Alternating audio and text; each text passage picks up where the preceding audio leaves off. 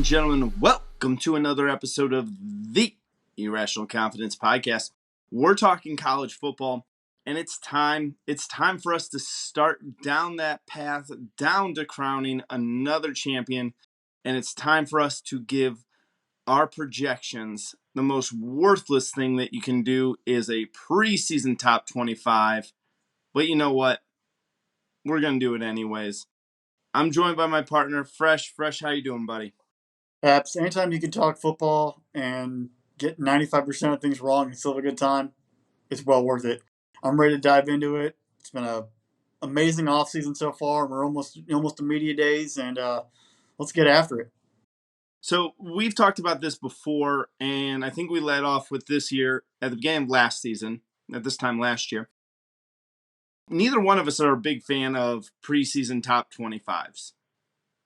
No, I really think that they are a joke, and I think the AP preseason top 25 really dictates kind of if you even have a shot playing for a national championship or making the playoff. You have to have one heck of a run to come your projections, and that's why I think they're based off of the previous season and projections, and really the games aren't played, but yet they still will carry some weight in the end of the season when it comes to polling and positioning.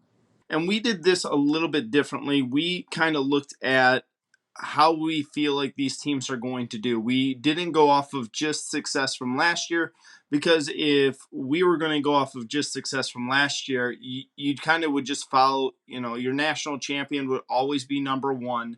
And then you kind of go, maybe your runner up would be number two. In this scenario, it's not outrageous to say that Georgia would be number one and Alabama number two, but we decided to look at this more of, where do we think these teams may end up by the end of the year, and see what we think are the top 25 best teams in the country going into this. So we've had a lot of debate about this. We kind of went back and forth how we are going to do this. We are going to start at 25 and work our way up to number one for this season. So the 25th overall team in the Irrational Confidence Podcast, College Football Top 25, is the Oregon Ducks. Mario Cristobal is out, no more. Dan Lanning is now over there in Eugene. Fresh, talk to me a little bit about how you see the Ducks going into this season. Well, I think they definitely have a void to fill with some players leaving. They've had their way with the Pac-12 for, I want to say they've been the most consistent team that had their way for the past 12 years, maybe. Since about 2010, maybe even 2008, 14. You've seen them kind of, I think, underwhelm on occasions where they're supposed to be the big team. They have the huge Nike, deal. They have all the uniforms. They've had the flash and speed. Initially, it was Chip Kelly. They go through a transition period. Now they're in Mario Cristobal after a couple of years in between. I think they've played for a couple, national championships. They've been close, just haven't broken through. And you always kind of feel like you're waiting for more. And I think this year is that another kind of transition period where you lose Kayvon Thibodeau, you lost, Kinley at defensive back, Verdell at running back. Herbert was 2 years ago, and they've definitely had a void there at quarterback. And they don't have that explosive offense that they've been looking for, but that defense at times, with the Ohio State game last year, played fantastic. But then other times, they were very lethargic and just didn't ever really brought anything. And there's talent there in Eugene, but they haven't played to their potential. I think Dan Lanning coming in there now, with Cristobal leaving, I think they would have preferred to keep Cristobal, obviously. That call to Miami was too much for him to pass up. But looking at Dan Lanning, bringing in that defensive, mentality of under Nick Saban, and then the most recently, the past few years, the decent defense coordinator there under Kirby Smart in Georgia, trying to capture that recruiting mystique, trying to capture that coaching, development, style, but also bringing that winning mentality up there, where they had some of it under Cristobal, who did coach for Nick Saban, trying to now pair it off with Dan Lanning, bringing that extra fire and keep building that program a little differently. Oregon in the past was very flashy offense, whether it was Mariota, even back in the day of Joey Harrington throwing it all around the yard. Now you're going to see a different kind of team. You're going to see defensive heavy. You're going to see offensive line, defensive line, and they're going to try to run the football and then try to develop the quarterback after that. Bo Nix did follow Dan Lanning. Bo Nix coming from Auburn there to Oregon, trying to recapture something. I think he had a lot of expectations at Auburn with his dad being a quarterback there. Had the weight of the world, I think, falling on his shoulders. He has a chance of actually renewing himself and becoming brand new. He showed flashes at Auburn at times. Can he play consistently now they're out in the Pac-12? And it basically is last year. It's a bridge year for Dan Lanning. He has himself a quarterback for 1 year, try to level set and develop that program. Is that going to be enough? And is Noah Sewell coming back on defense, enough at linebacker? The offense, we can dive into that in a little bit, but there's still a spark that I think Bo Nix has to bring with his legs more than his arm to make that team, a little more dynamic. I don't see them being Pac-12 champions, especially with no divisions anymore. It's going to be a little more difficult for them to get that title game. Pac-12 is the first conference to really push away from having a North-South champion meet for a title in the title game. Now it's the two best teams. It's 1 through 12 in the order. They don't have that gimme in there from the North anymore, and it's going to be a little more difficult for them to get there, I think, right now. And I think that's where we'll talk about projections and some other guys I'm looking at, but I'll give you a chance to sort of dive in and give your thoughts on Oregon. But I just think that there's a period of transition for the Ducks. Yeah, the question's always going to start with the quarterback position. You're looking at Bo Nix with, I want to say it's a 6th year of eligibility, if I'm not wrong on that part. Is he going to be the Bo Nix that we saw, in his first couple of years of Auburn, or is he going to be the Bo Nix that we saw last year, really, really struggle and wind up getting himself benched? They're returning all 5 starters on the offensive line, and that offensive line is going to be pretty good. They're going to be able to run the football. They lost their top 2 rushers from last season, but they got this kid, Byron Caldwell, who looked pretty good.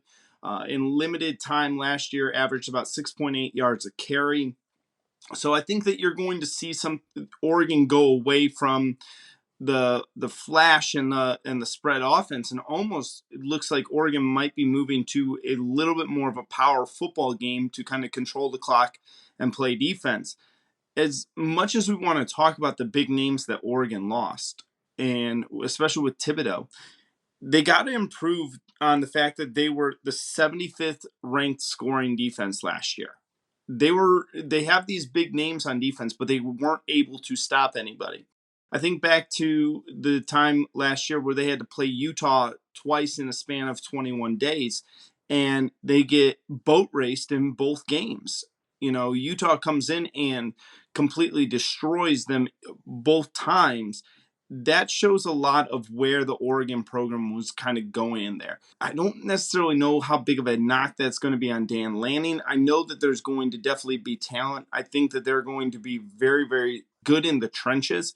It doesn't help that they're going to open the season playing Georgia. That's basically a home game for the Dogs. That game's in Atlanta. Georgia opened up as a 17.5-point favorite. So don't give me any nonsense here that game's going to be close, because when Vegas opens it up that big of a spread to start, I had some people being like, yeah, that's going to be the best game of that weekend. I go, guys, not at a 17.5-point spread. But you look at some of the other big games on Oregon's schedule. You got BYU. BYU looks like they're going to be pretty formidable. You got UCLA. We both were very, very high on UCLA, especially getting DTR back. And then you talk about that game against Utah, and you miss USC. You won't face USC unless you get to the Pac-12 title game. All 3 of those big games that we have, and then you have the old Civil War with Oregon State. But those first 3 games that I mentioned, they're all in Eugene. So you're going to get the home field advantage. You're going to get that crowd really, really going in Eugene. There's a possibility that Oregon loses and loses big in week 1 of this season, and then turns around and runs the table all the way up into that Utah game November 19th. When you look at it, you mentioned the Georgia opener. I totally agree with you. I think that it's going to be, a Dan Lanning welcome coaching sort of mentality as a head coach. And Bo Nix has faced the Georgia defense many times, and he has not had very much success.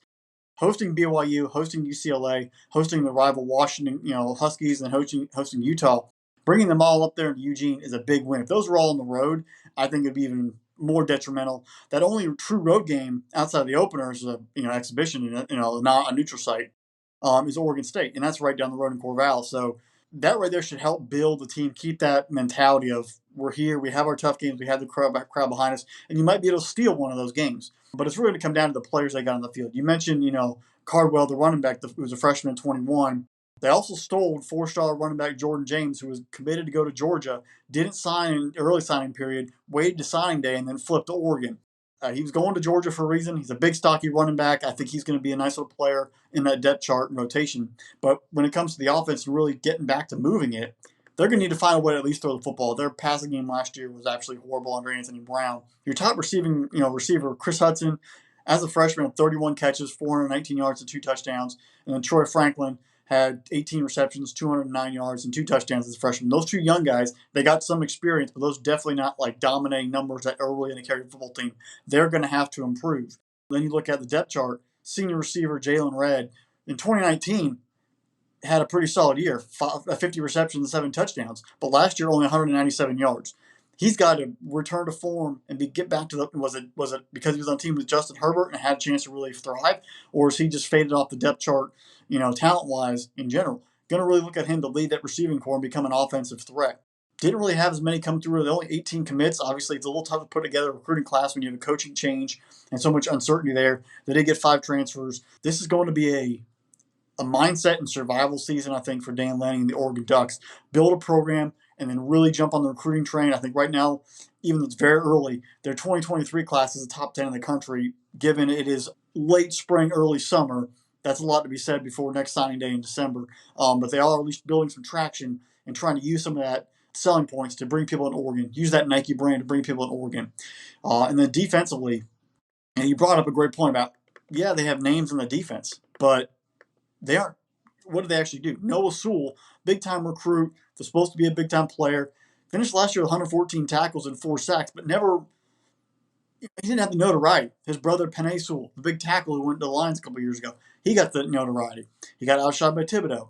Noah Sewell's got to actually live up and be the leader on this defense and really get these guys to focus. Maybe under this kind of philosophy that Dan's bringing, you look at Georgia linebackers in the past, maybe that's the thing he wants to build them off of. This is what I'm going to sell you on, being this type of player. Another benefit of what the Georgia defense thrived off of and what Danny Lane's going to try to bring here and build this Oregon Duck defense around is corners Mikael Wright and DJ James. Can they both, one or two, both become a shutdown corner or at least become very consistent in that game? Because it's kind of a coexistent unit. Pass rush makes the defensive backs better. Defensive backs also let the pass rush get home. You're going to need some of that. And the reason, let's not kid ourselves, the reason why Dan Lanning was hired to Oregon is because there's a coach down there at USC named Lincoln Riley who's going to put points on the board. You're not trying to match them points for points. You're going to try to have your defense get out there and be a little more physical and shut down USC. And that's the philosophy I think Dan's going to have to keep focus on there. Be physical, run the football, make it ugly, and win defensively. It's going to be interesting to see. I think they're going to finish 8-4 this year and contend for that title game. Now they don't have divisions. It's going to be a lot more difficult. But I think 8-4 regular season. Yeah, I got them 9-3. I got them 9-3, almost right where you are there.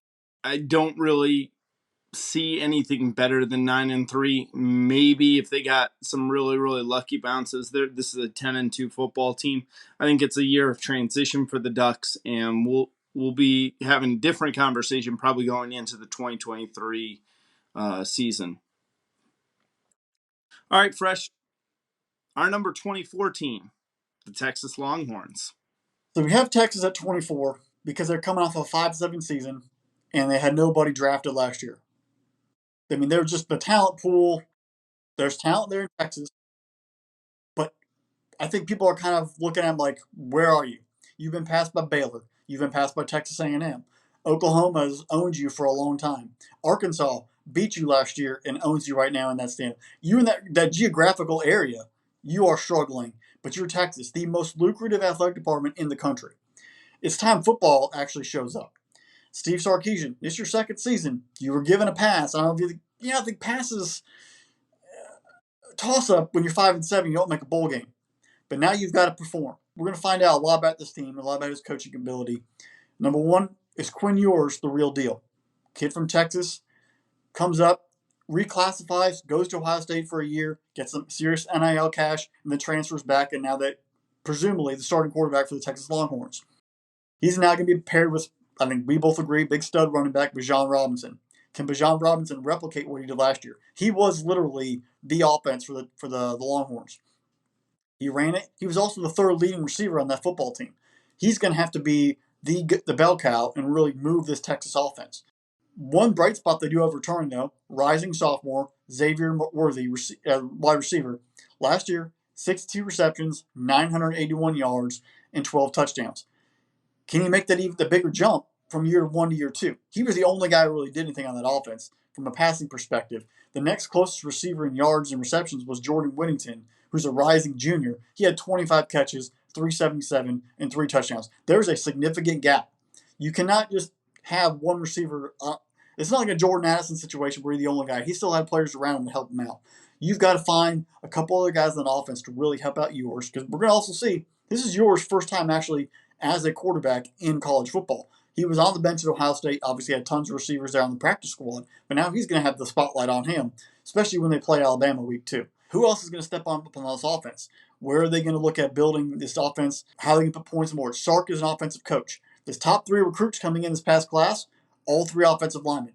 5-star offensive guard, and then number 4, number 7 overall tackle. So he obviously knows I've got to build the offensive line to protect my quarterback and to own line of scrimmage and run the football. Steve Sarkisian was at USC, was at Washington, but really I think learned a lot under Nick Saban of owning the line of scrimmage. He knows he has to protect. He knows that's where the game is going to be won or lost. Get yourself an offensive lineman, protect your quarterback, help run the football, and dominate the game that way. You don't have to be 5 receivers on the field and throw it around the yard. If you can dictate the pace and protect your quarterback, that's got to be a mentality change for Texas coming into this season, is really owning it from there. I think that they have the weapons on paper, but it's time to put them to use, and I'll let you go from there. But I really think this Texas team is going to be interesting to see how they perform.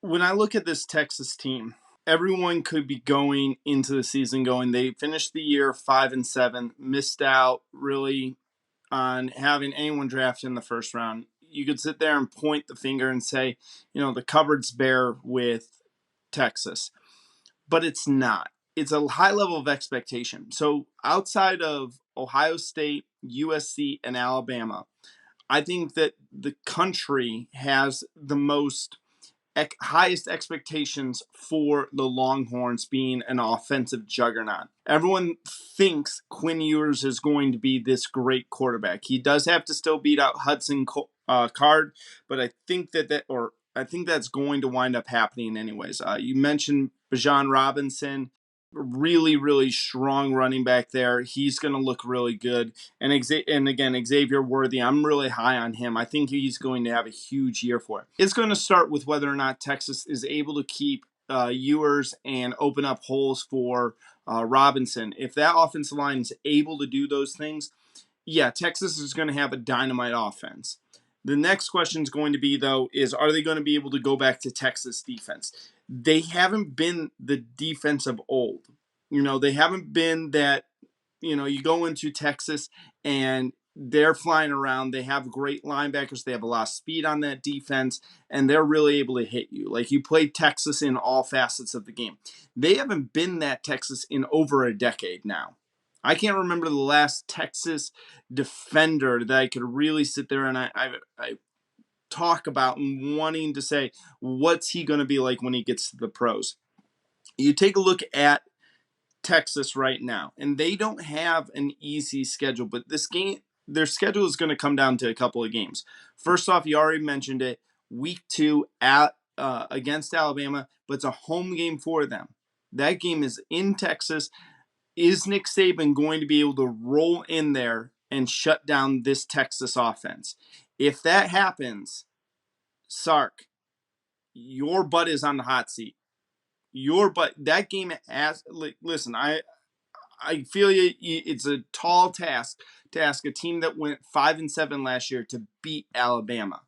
You got to be respectable in that game. You have to be at least showing that we are building a better program here at Texas. Then you go down there, you have the Red River rivalry at the Texas State Fair, October 8th versus Oklahoma. That's going to be a big one because you're looking at going into that game. You should be going into that game about 4-1. You do get West Virginia at home, which, they lost going to Morgantown last year.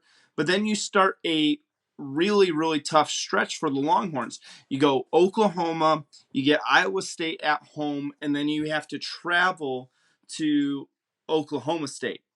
That could be tough because Oklahoma State is starting to look like they're going to be the best team in the Big 12 right now.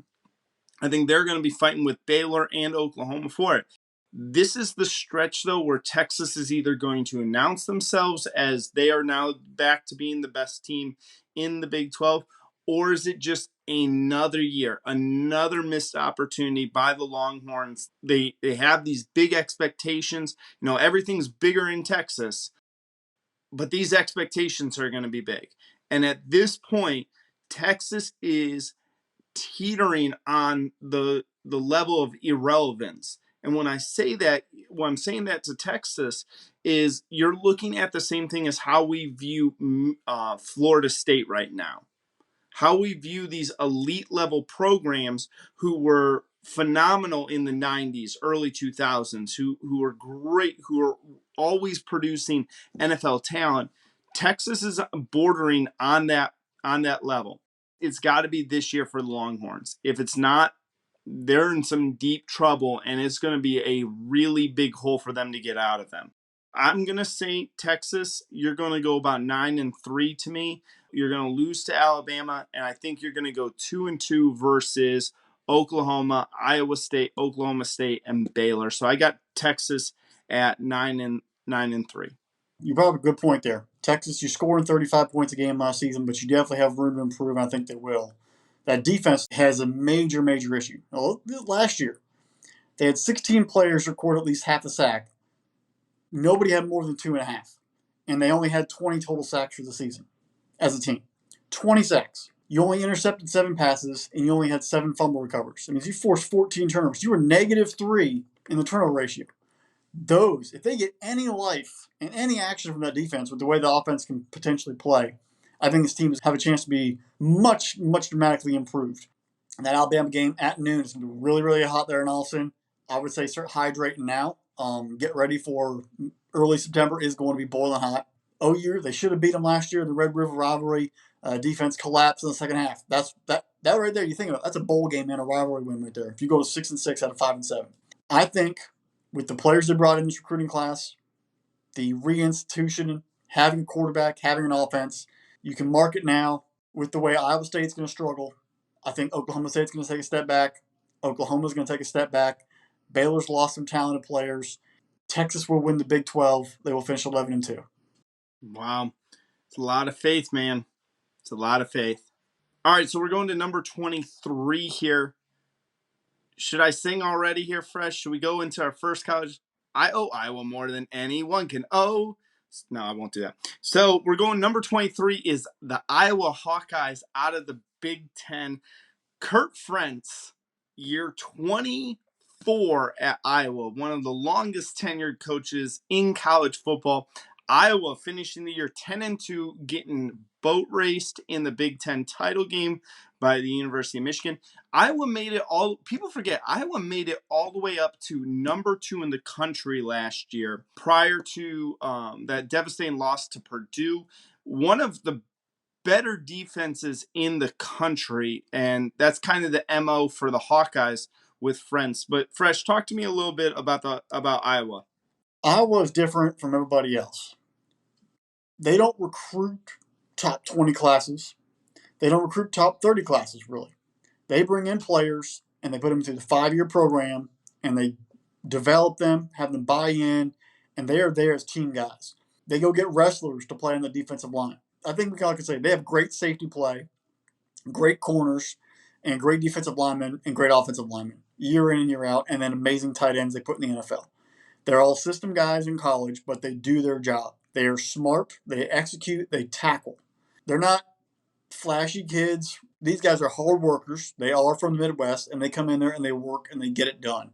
But the weird thing with Iowa is that they always are very up and down. You're going to get like an 11-win season, and you can get like an 8-win season, maybe a 6-win season, and then another out of nowhere 11-win year. Their offense Goodson's gone at running back. Outside of Tim Dwight, I don't think they've ever had a receiver in the past 20 years actually being, a true threat on the outside. This year, though, the tight end, Sam Laporta, he was the focus last year. He's going to be the focus again this year. The last memory I have was him basically carrying them and almost beating Kentucky in the Citrus Bowl. He's going to be the threat. They're going to come out. They're going to run the ball with the big offensive lineman blocking for him. They're going to play action, try to hit Laporta, and manage the football game behind an amazing defense. But can this defense play at such a high level all year round again? That's the real question. You look at this, the offense last year leaves them out to dry, and I think that's why they collapsed. They were 109th in passing yards per game, with 180 they averaged.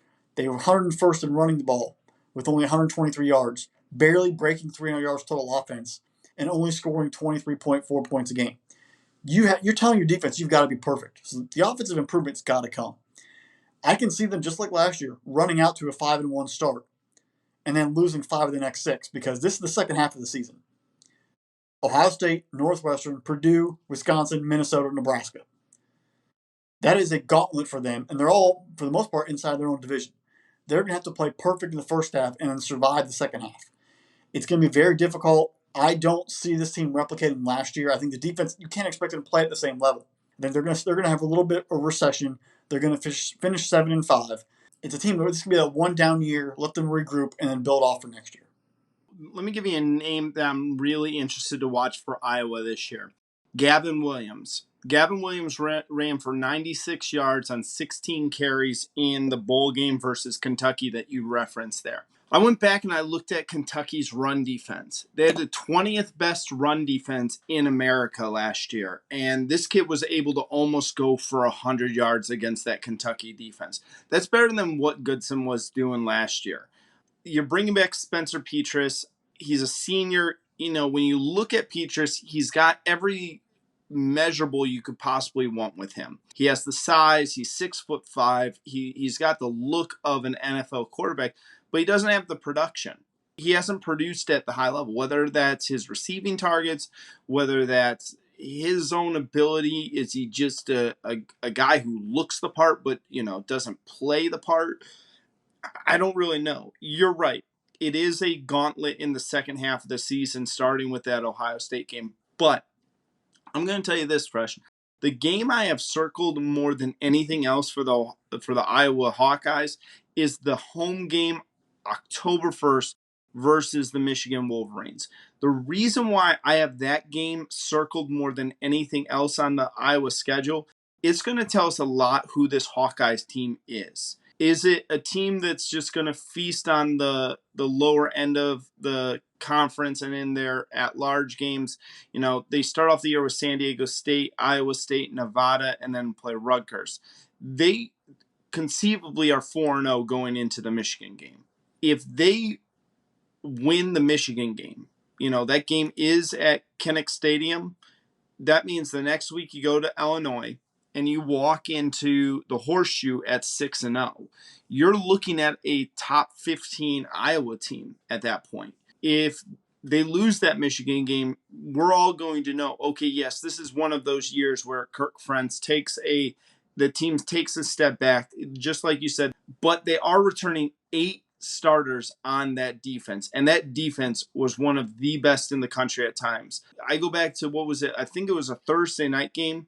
Was it Iowa versus Maryland? Was that a Thursday night game last year? That was a Friday night game. Yeah. And they forced 5 interceptions, and this was a turnover machine. A lot can happen when you have a plus 11 turnover margin on the year, and you didn't get the greatest quarterback play. You were able to run the football periodically last year. This defense, if they turn into that and give their offense a short field, it could be a really good year for them. At the same time, too, I don't think they have the firepower to keep up with some of the big boys. I have Iowa, though, going in at 8-4 this year. I don't have them going all the way down to 7-5. I think that they're going to upset people. I think that they got something coming for Purdue. I think they're mad at the Boilermakers, saying, you kind of, the wheels fell off of our season there. But I got Iowa at 8-4. First of all, give me a tip or hat to the players that Kirk Ferentz does. That system, they just show up on Saturday afternoon and get done. All right, Fresh. And our number 22 team is the Miami Hurricanes. Cristobal is inheriting a interesting roster over there. I did my deep dive into the Hurricanes. I'm a little intrigued. This one, I'm intrigued with what you have to say on this one. So I'll let you lead it off. I finally start seeing some things being moving in the right direction. I think the previous coaching administration did a great job recruiting players to actually come in there. Manny Diaz was only reason he was run out was because Cristobal was there. He got the team playing well down the stretch. Defensively, I think there's still some games to be made there, but offensively, Van Dyke came in for injured Derek King and really took off and got that offense going. They upset NC State when NC State had a chance to really come in there and have a chance of sealing their chance to play for an ACC title. And they snuck in at home and they got it done. They returned a lot of players, but I think this team has a real chance. You're going to see foundations built this season with the way Cristobal is an offensive lineman under Nick Saban for a few years, ran Oregon, knows how to blend a program and build it. He's going to redo this offensive line at Miami, redo the defensive line. He's already started to get some transfers coming in from the recruiting cycle and own the trenches. The ACC is there for someone to take it, and I think he has a chance to really put his clamps down and return Miami to what they were like in the past. I'm not saying this is going to be the 2000 to 2003 Miami Hurricanes where they're beating the living trash out of everybody and they're having multiple ESPN 30 for 30s made about them. But he's going to bring a respectability and a fear where the team is consistent. They don't need a turnover chain or some gimmick to be feared and to be celebrated. Van Dyke, you look at what he did last year, not even playing the first few games of the season, 2,900 yards, 25 touchdowns, and only 6 interceptions. I focus more on the 6 interceptions because he controlled the football and did not make dumb decisions. That's a big ratio right there. That means they were scoring points. They were not putting their defense in bad situations. Another interesting one, Jalen Knighton at running back. As a freshman last year, really burst on the scene, really was able to use a scat back mentality and break big gains into explosive plays. With now more focus on building an offensive line over this year and next year, I think he really becomes a really major player in that offense and helps propel the Hurricanes offense to new heights. Um, but one of the bigger things about this deal is that it's not just Cristobal coming in now. He came in and demanded, you've got to meet X, Y, and Z. And that came into funding for the program, practice facilities, going and really becoming what Oregon was, what Alabama was, what Georgia, what Florida has, what LSU has, what Texas A&M, really investing everything and not just being half in, half out. Miami, they won without all those facilities back in the day.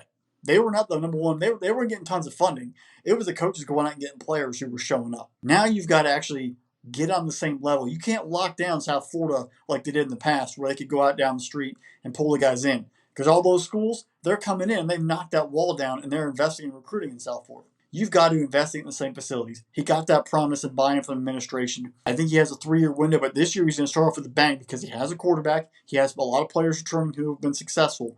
And the ACC is much more open and winnable than it was in the past. They arguably have the best quarterback in the conference. If you have to come down there and play, it's going to be a little tough. They do host Florida State. They host North Carolina. They do have a tough road stretch that's really going to test this team. At Texas A&M, like we've talked about before, going up to Blacksburg into Lane Stadium, playing Virginia Tech, going to Death Valley, playing Clemson, and going to Charlottesville and playing Virginia, who has another good quarterback there in B.J. Armstrong. I think this Hurricane team, if they buy into Cristobal with a quarterback play, they have a chance. I'm going to say it 9-3, and they reach the ACC title game. I think the Hurricanes are going to be the fun story to watch this year. And when I say that, it means that you're going to enjoy watching their games. I don't know if they're going to win.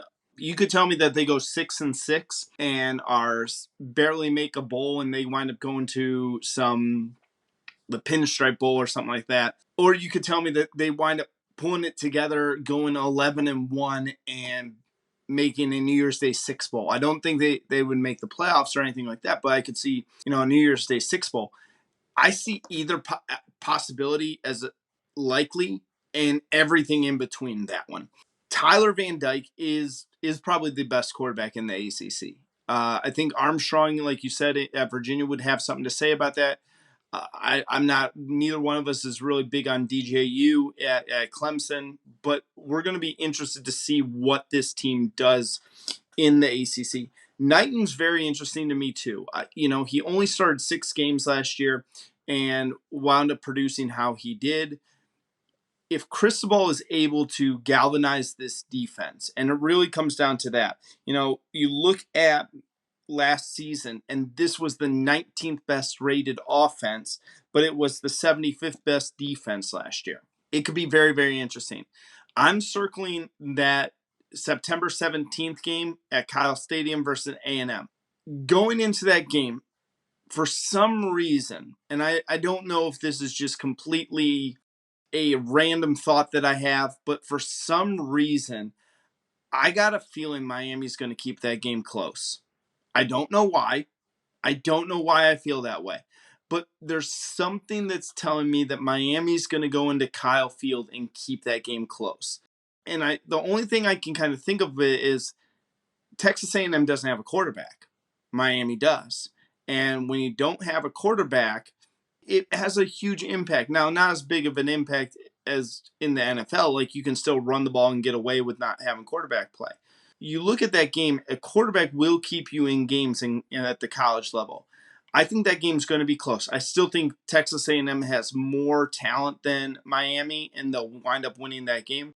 But keep your eye on that game very early on. I think that's going to be a big tell for us for Miami. They can lose that game. They have a good close loss on that, and then go in and start dominating, because the schedule gets very easy afterwards. You go Middle Tennessee, North Carolina. You do have that tough game going into Blacksburg versus the Hokies, but then you go back to Duke, Virginia, Florida State, Georgia Tech before ending the year versus Clemson and Pittsburgh. You miss NC State on this schedule right there. I think that's a huge advantage for the Hurricanes. I'm going to sit there. I'm going to say Miami's going to go 9-3. I won't go as crazy as you there. I think that there's a few games. That Blacksburg game is really tough for me right there, and I have a feeling that Miami's going to stub their toe somewhere along the way. But for the first time in a long time, I think the Hurricanes are actually heading in the right direction. I think you're right, though. They will be exciting. All right, Fresh. Our last team as we deal with 21, and that's the Penn State Nittany Lions. Okay, so here's the thing with the Nittany Lions for me. We've been interacting a lot this offseason on Twitter with different fan bases. And we've posted out there. We've asked people to tell us what their team is. We've asked them how, what are your, as fans, what are your expectations going into the season? And every single time we have a Penn State fan, I always ask the same question. What's going on at Penn State? Talk to me about what's going on at Penn State. How good are these Nittany Lions going to be? And I don't know if you feel this way. This is the quietest it has been with Happy Valley in forever. And that's a little scary to me. When the news is this quiet out of Penn State, I start to go, what's going on over there? So, Fresh, talk to me. Talk to me about Penn State going into this season. Well, if you remember last year, preseason, I actually had Penn State to make the Big Ten title game and somehow, have that team charge together and make the run. They kind of looked good early, but you could definitely tell there was chinks in the armor, and they fell apart. You bring in a top 10 recruiting class this year. You lose Allen at linebacker, Brisker at safety, and obviously Dotson at receiver. Big names, high, taken early. It makes you look around like, where's this offense and defense, going to be led by? Who on offense is going to put points on the board? Can they score at an Ohio State level? Can they score at a Michigan level? Can they compete with Michigan State? Because we all saw they struggled with Michigan State. They played really tough with Michigan and Ohio State. So there was glimmers of you saw there was talent. There's always going to be talent there in Happy Valley. But putting it all together, James Franklin, there's rumors of him going to USC and other stuff, but he stayed and got a contract extension. They don't really have a quarterback there, but this team, it's just quiet. I don't think you know what to expect. The one player I think, though, that is going to be a shining star is Terry Porter Jr. at corner. So you have a shutdown corner who's, believe me, that kid has talent, and his dad's not going to let him be terrible. But can the rest of the team, can they rally together and be like an old school Penn State team who just comes out there and plays nasty defense and wins game 10-3? It's funny, we had, Miami is one of our other teams on here, and you remember the flashy Hurricanes back in the late 80s. Penn State team with nothing around, and Penn State plays great defense and beats them and keeps them from winning a national championship. In 1982, Georgia's coming for their second national championship. Herschel Walker's coming off a Heisman Trophy, and Todd Blackledge and these no-name Penn State Nittany Lions show up in the Sugar Bowl and beat them and keep them from winning a national championship. Is that the same kind of Penn State team here, where there's not the preseason glitz and glamour, there's not the super flash, but they just come in, they work hard, very similar to an Iowa or Wisconsin, where under the radar, and get it done. Their schedule, you open up at Purdue. Week 3, you travel down to Auburn. Now, you had them up in Happy Valley at a night game, and now you have a 3:30 kickoff in Alabama in September. It's a little different. It's going to be hot and humid. Get ready and hydrate. I think they win that game, but the heat and the fans is going to be the difference. It's not because Auburn's very good. Auburn's going to be in the game because it's going to be really hot. And you're going to be dehydrated, so make sure you start getting some water and stuff in now. Then that Week 7 game, you go to Ann Arbor and take on Michigan. It's from there. Week 7, you at Michigan. Week 8, you host Minnesota. Week 9, you host Ohio State. And then the last week of the season, you host Michigan State. That 7, 8, 9 is going to be a grueling stretch, and we're going to know a lot about them by the time they take on the Buckeyes. That game will be in Happy Valley. We are going to say it right now, it's going to be a whiteout. I just don't know if Penn State has the offense to keep up with Ohio State. I think this is a 9-3 football team, but I agree. Quiet, keeping them involved, and making things happen ugly. But James Franklin somehow puts together a great season for Penn State. 9-3, I believe they'll finish. So I think we forget, and I was having a nice conversation with my dad the other day, and we were talking about different teams going into this season, and we talked about Penn State. And you go back and look at Penn State. And last year we were watching the Penn State-Iowa game, and Sean Clifford takes a hit from the Iowa defense, knocks him out of the game. He goes out, and he gets back on the sideline. He's got his football pants still on, but he took off his shoulder pads. And we said during that game, look at how he's holding his shoulder. After that hit, that's when Penn State really started to go down. Clifford, not the best quarterback, but he's a game manager. He's not going to do anything that really, really hurts you, I think. Keep this name in your memory here too fresh. Nicholas Singleton. Number 1 running back in America coming in this year as a freshman for the Nittany Lions. If Penn State knows what to do with somebody, they're going to know how to run the football.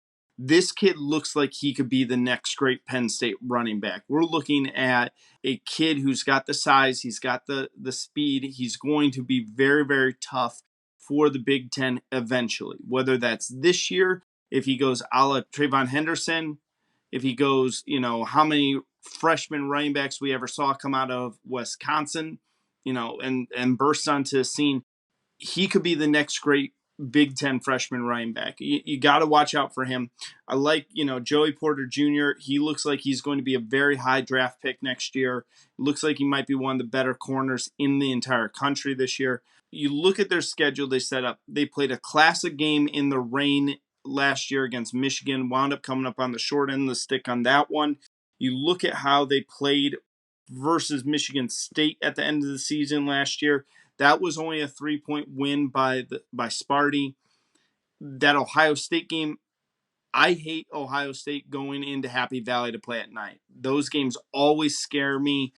I know that the Buckeyes have done better in those games in years past, but still it is a little nerve-wracking for Ohio State fans. I look at their schedule, and again, I see at least 8 guaranteed. Getting off the bus, they should have 8 wins.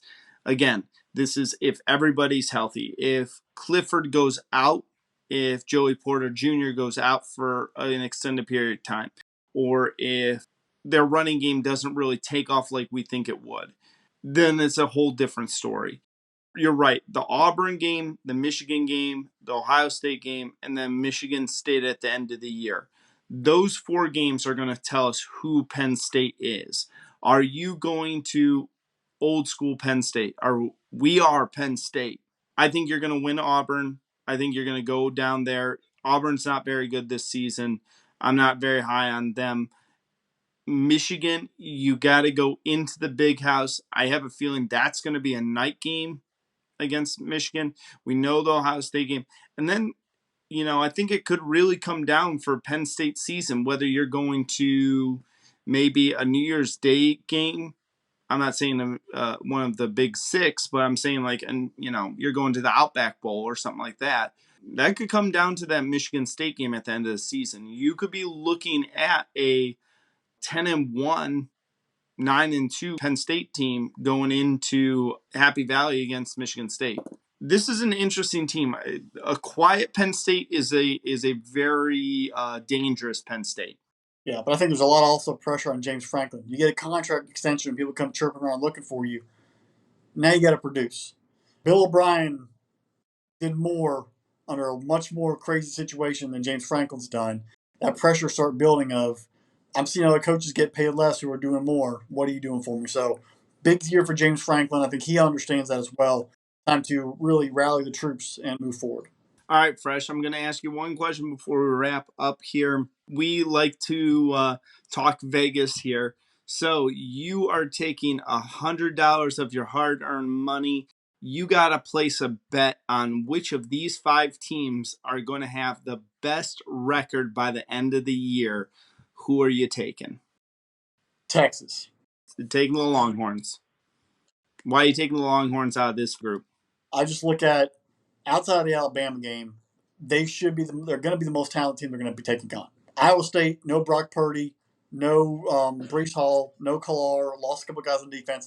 Matt Campbell does not have those 6-year seniors on that team anymore. West Virginia, JT Daniels is not going to be the guy who's going to save that team. TCU, new coach. Texas Tech, new coach. Oklahoma, they're on their third string quarterback. They're going to struggle to gel, especially earlier season in that game. I think the better offensive team is going to win like it always does.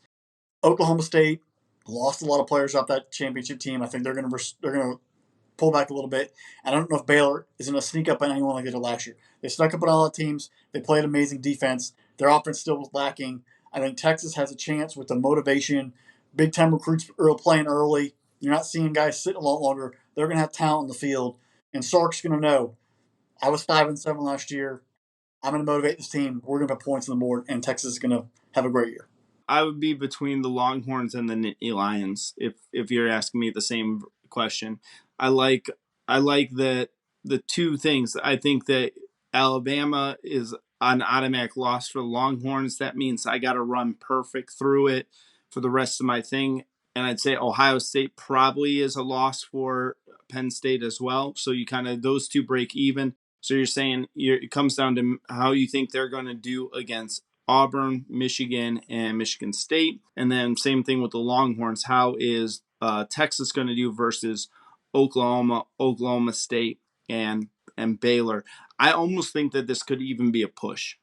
I think that we're talking regular season. We're not going into because each league has different rules.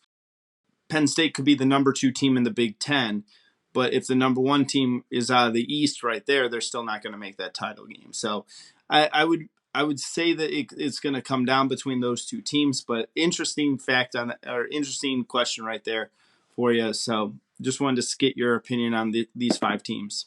Yeah, my deciding factor, I think the Big Ten is better across the board and will provide a little more tough competition for Penn State. A little more gimme there for the Longhorns. All right, folks. So you've been listening to another episode of the Irrational Confidence Podcast. We're part of Spinnable Sports, so make sure you're going to spinnablesports.com. Yep, that is spinnablesports.com. Getting all of your sports stuff. Right now, we're into the summer months. There's a little bit and a lot of it, and some other stuff going on during the year. There you got some other trophies that are trying to be hoisted up, whether it's the Stanley Cup, whether it's the NBA Finals, whether it's horse racing. Make sure that you're going over and checking out our buddy over at the Photo Finish. He does a lot of really great stuff. If you are a novice horse race watcher like myself, who doesn't really know what he's watching, but doesn't mind throwing a few shekels onto a horse race here and there. Definitely, he's got some great advice going over there. So make sure you like and subscribe wherever you get your podcasts, whether this is on the YouTube, whether it's on Apple Pods, Good Pods, Amazon Pods, Spotify, anywhere else that you can get podcasts from. We're there. Make sure you like, subscribe, leave us that 5-star review because Fresh and I, we're 5-star prospects. So leave us that review. Make sure you check us out. Interact with us on Twitter. We're going to really start ramping up our Twitter interactions coming into this college football season. So make sure you are checking us out there as well. So, all right, folks, we'll be back at you with another episode very soon. So have a good night. Bye, y'all.